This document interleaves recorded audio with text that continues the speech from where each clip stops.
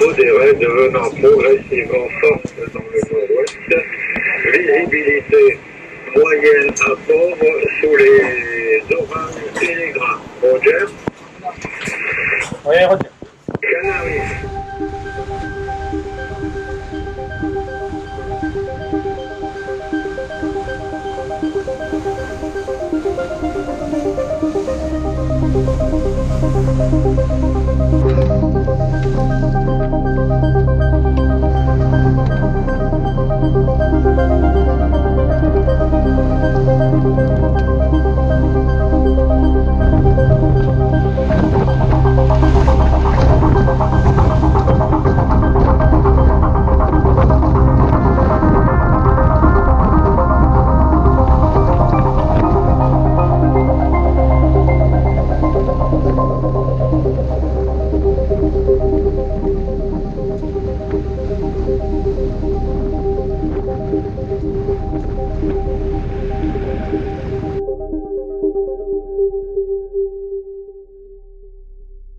L'Ocean Globe Race est une course vintage dans l'esprit de la Whitbread de 1973, qui était la première course à la voile en équipage autour du monde. Cela signifie que l'on navigue sans technologie, donc sans GPS, sans téléphone ni ordinateur. C'est une course autour du monde en 4 étapes, en passant par les 3 caps, le cap de Bonne-Espérance en Afrique du Sud, le cap Lewin en Australie et le fameux Cap Horn au Chili. Pour ma part, j'ai participé à la première étape de Southampton à Cape Town, soit toute la descente de l'Atlantique, sur 7800 milles nautiques, ce qui représente à peu près 14 500 km. J'étais sur le bateau français L'Esprit d'équipe, un bateau chargé d'histoire puisqu'il avait remporté la Whitbread en 1986.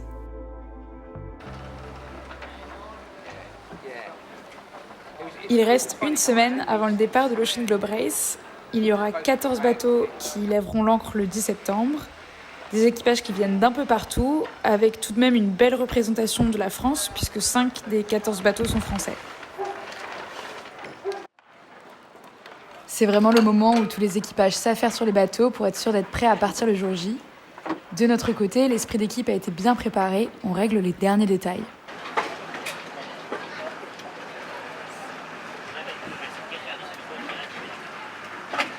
Au-delà de la préparation du bateau, c'est aussi un super moment pour rencontrer les autres équipages et pour faire la fête ensemble avant le grand départ.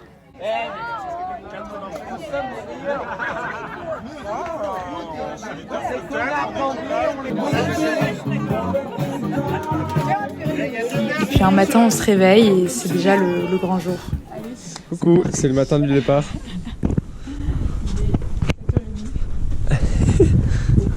Au bateau pour aller rendre nos téléphones et les sceller. Après, de communication possible. Je stresse un peu. C'est trop beau, une magnifique lumière, ça va être magnifique pour le départ.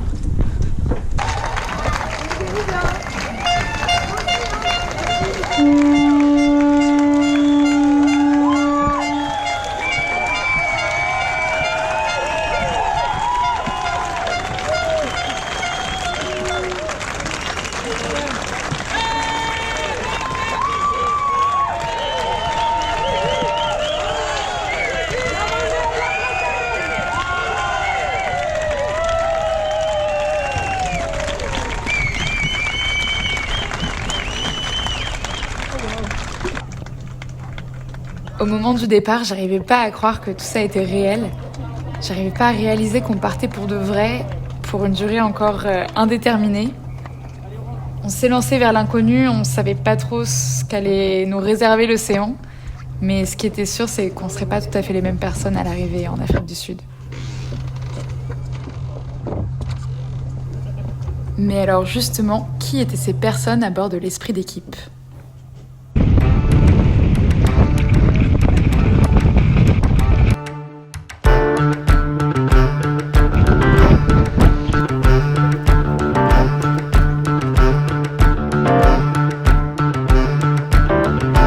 Déjà, il n'y a pas eu de vomi, donc ça c'était cool. Ok. Et on va boire un coup de rouge. Cette semaine, on boit un coup de rouge.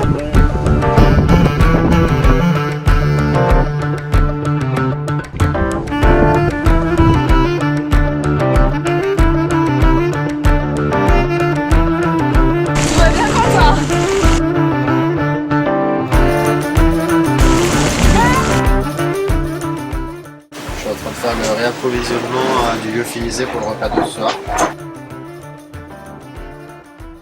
Ok. Avec des caisses rangées par semaine avant le départ. Comme ça permet de changer tous les jours de repas en fonction de ce qu'on a mangé la veille ou de ce qu'ont dit les équipes. Top. Et alors, qu'est-ce qu'on a comme lyophiles par exemple? Il y a du curry, poisson à la provençale, des légumes, des lentilles jambon, de la bolo, de la carbo. Ce soir, ça sera poulet korma. Il y a Nice. un repas différent, avec 14 repas par semaine. On mange jamais le même repas Ok. pour une semaine. Et toi, c'est lequel ton préf? Pas de carbo. Celle qu'on a eu à midi. C'est qu'on a à midi. Bon, moi les lyophilisés, c'était pas ma tasse de thé, mais il a fallu s'y habituer. Et puis Lionel nous faisait du pain de temps en temps, et on avait aussi pas mal de snacks sucrés. Qu'est-ce que tu nous prépares, Capu? Eh bien, c'est un bon petit chocolat chaud frais.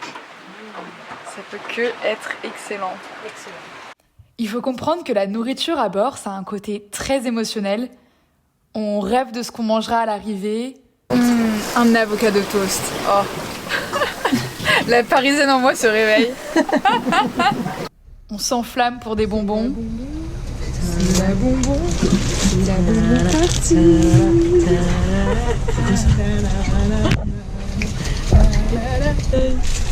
Bon, allez, je prends un petit bonbon avant de prendre la barre.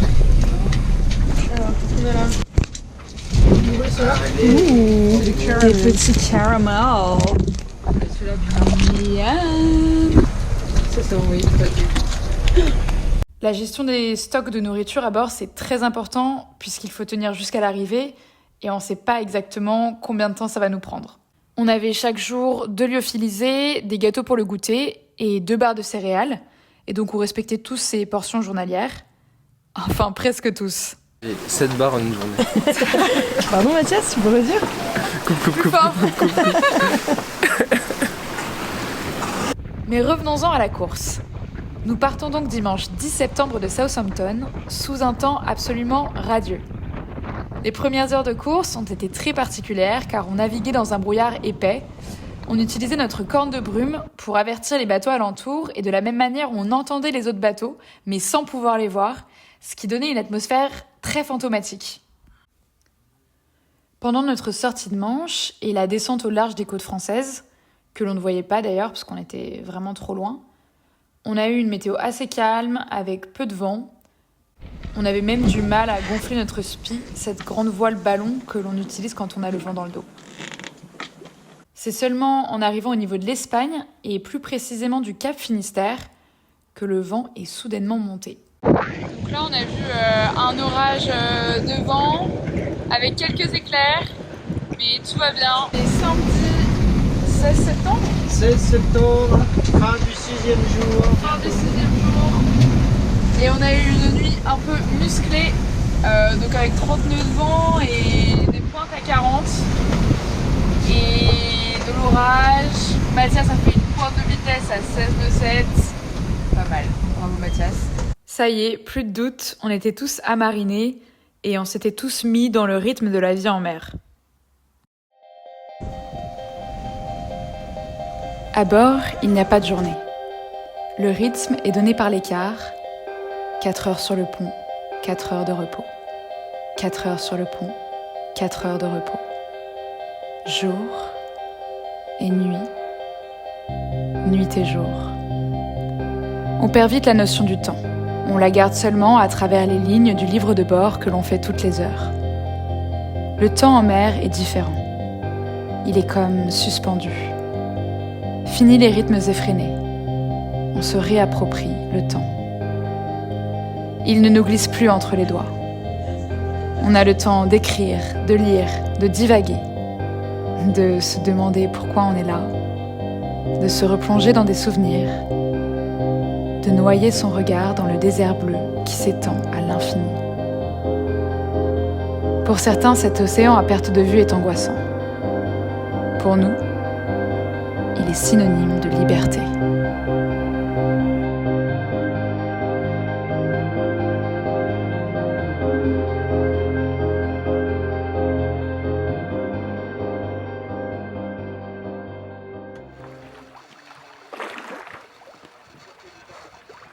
Pour se repérer au milieu de cette immensité bleue sans GPS, on utilisait la navigation astronomique et c'était Quentin qui était le pro à bord en la matière. On a plusieurs moyens de se positionner. Le premier c'est à l'estime, avec ça c'est plutôt Léo qui s'en occupe et on obtient des fiches comme ça avec une position estimée en fonction de notre cap et notre loc, la distance qu'on a parcourue. Et ensuite on va voir donc, la navigation astronomique qui va nous permettre souvent de nous repositionner ou en tout cas se comparer à l'estime pour être sûr de notre position. Le principe de la navigation astronomique est très simple. Non, je rigole pas du tout. Mais le concept, c'est que la position à laquelle on relève le soleil dans le ciel à un instant T dépend de l'endroit où on se trouve sur la Terre. En mesurant l'angle du soleil par rapport à l'horizon à un moment précis, et en effectuant une série de calculs dont je vous passe les détails ici, on peut déterminer une droite de hauteur, et donc on sait qu'on se trouve sur cette droite. Il faut répéter l'opération à plusieurs reprises dans la journée pour croiser ces droites et obtenir une position astro plutôt précise. Le croisement entre les deux. Donc, si on a un troisième astre ou une troisième droite, on peut du coup avoir un triangle et se dire qu'on est un peu plus précis avec ça. J'ai passé beaucoup de temps en quart avec Quentin, mais la personne avec qui j'ai passé le plus de temps, c'était Mathias. Le type de quart est là. Du coup, j'ai filmé un peu les conditions. On est mouillé ou pas? Oui, clairement.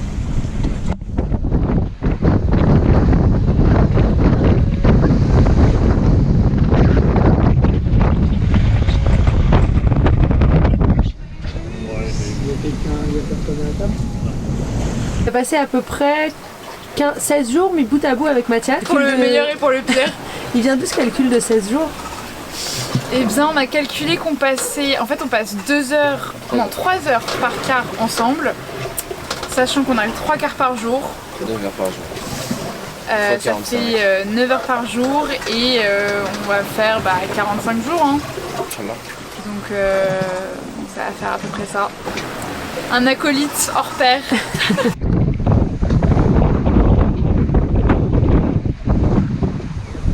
La séance de sport se passe bien, Mathias? Comme tous les soirs. Bien la forme. Ça fait revenir le vent. Superstition. Ça marche bien apparemment. Hein. Ouais, Dineux.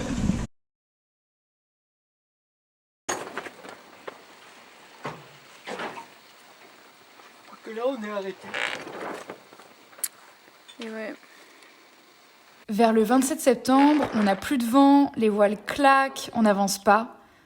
On entre en fait dans une zone bien connue mais redoutée des marins, le poteau noir, ou plus joliment appelée la zone intertropicale de convergence, une zone sans vent autour de l'équateur. À ce moment-là, on est plutôt bien positionné par rapport au peloton de tête, on talonne Translated 9 et Maiden, deux de nos plus féroces concurrents. Mais le poteau noir, c'est la zone de la course à bien négocier et ça va être compliqué. D'autant plus que l'accès à la météo est difficile. Comme nous n'avons pas le droit d'accéder à Internet, récupérer la météo à bord, c'est toute une histoire. On utilise un Weatherfax qui nous permet de récupérer des cartes isobars émises par différentes stations météo.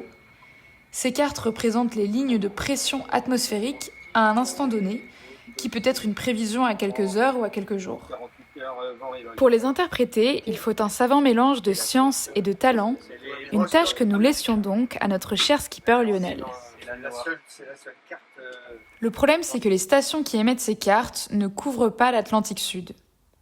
Notre deuxième moyen d'obtenir la météo, c'était de communiquer par la BLU, la bande latérale unique, qui est un système de communication radio qui existait déjà à l'époque de la Whitbread en 1973. Cela nous permettait de communiquer avec Jean-Yves, qui nous donnait les prévisions météo une fois par jour, bien installé depuis chez lui en Bretagne. Ouest, sud-ouest 3 à 4, tournant progressivement nord-ouest. Vent de sud-ouest 3 à 4, tournant progressivement. Mais ça n'a pas suffi pour éviter la zone sans vent dans laquelle nous sommes restés englués pendant plusieurs jours. Comment c'était les derniers jours ? On a joué avec nos nerfs. Dans mon journal de bord, on peut lire Jeudi 28 septembre. Le quart d'hier soir était vraiment compliqué, ambiance de merde dans le cockpit alors que le vent a complètement chuté. Mathias m'a refilé la barre après avoir arrêté le bateau. Alors moi, au bout d'un moment, alors que je n'arrivais toujours pas à le relancer, j'ai refilé la barre à Lionel et je suis allée me chercher des pâtes bolo. C'est tout ce que j'ai trouvé à bord pour me remonter le moral. Alors certes, on n'avançait pas beaucoup, mais c'était un bon moment pour se reposer et contempler l'océan.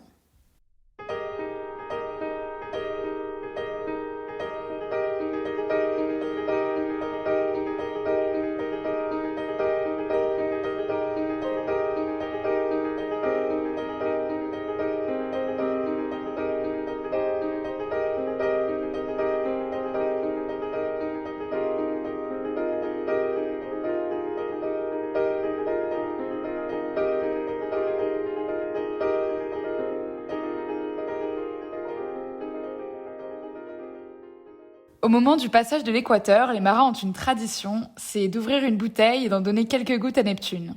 Juste quelques gouttes. Pour Neptune.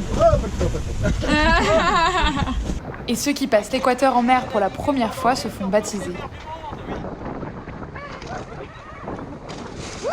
Moi j'avoue c'était la deuxième fois, mais chut. Neptune a eu l'air d'apprécier le champagne, car quelques jours plus tard... Le vent est de retour.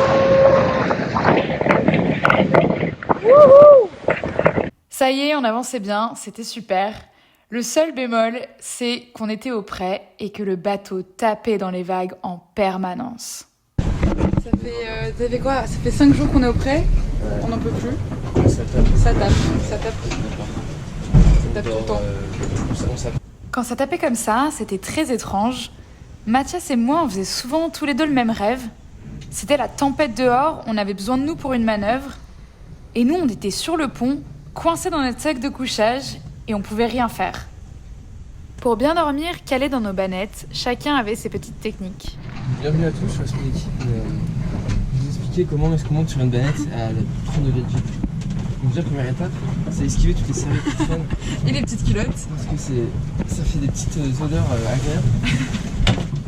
Hop, chercher le duvet. Moi, il y a jamais dans son sac, c'est pratique.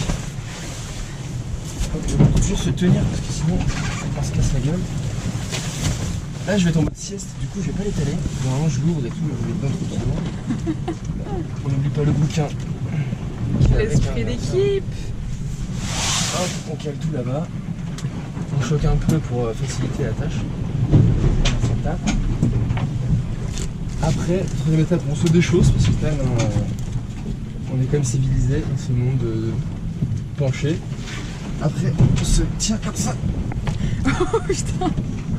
Et là, on se faufile dans le cocon.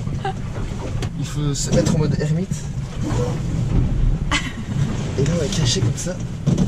Personne te fait chier. Et là, bonne nuit Mathias. Bonne nuit. Ça y est, on commençait vraiment à approcher du cap. Et on entrait déjà dans la dernière semaine avant l'arrivée. Vous allez faire quoi cette semaine? Cette semaine, on va compter l'eau, on va compter la bouffe, on va compter les minutes, on va tout compter, on va compter les lingettes, on va compter le PQ, on va compter le sopalin, on va compter les grains de riz. Ça va être sympa. Ouais. Et peut-être on va faire un pain. Ok. Et qui dit dernière semaine dit pronostic d'arrivée. Lundi 23. Ok, Donc, c'est annoncé. À 9h30 début. Pronostic d'arrivée mercredi à 4h du matin. Alors je pronostique sur une arrivée mercredi matin à 5h10. Et mercredi 6h30 du matin. ETA, mercredi 25 octobre à 12h30 début. Bon allez, mercredi 15h36.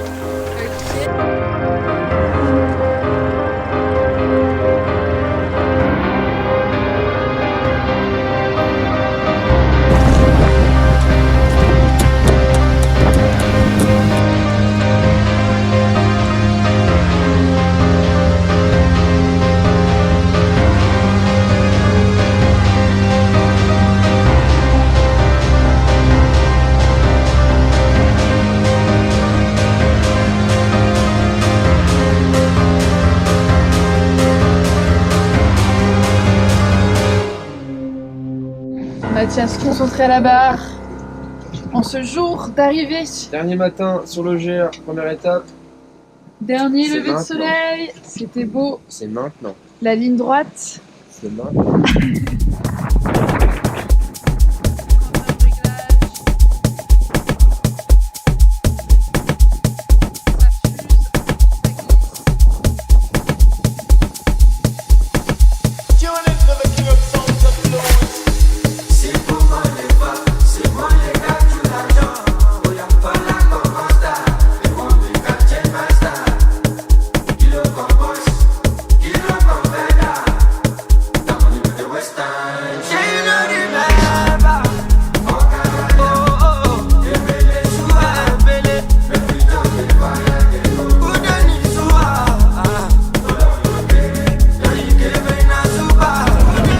L'esprit d'équipe Tailing Crew. Ok, on est où? Cape Town. On voit la GV en entier.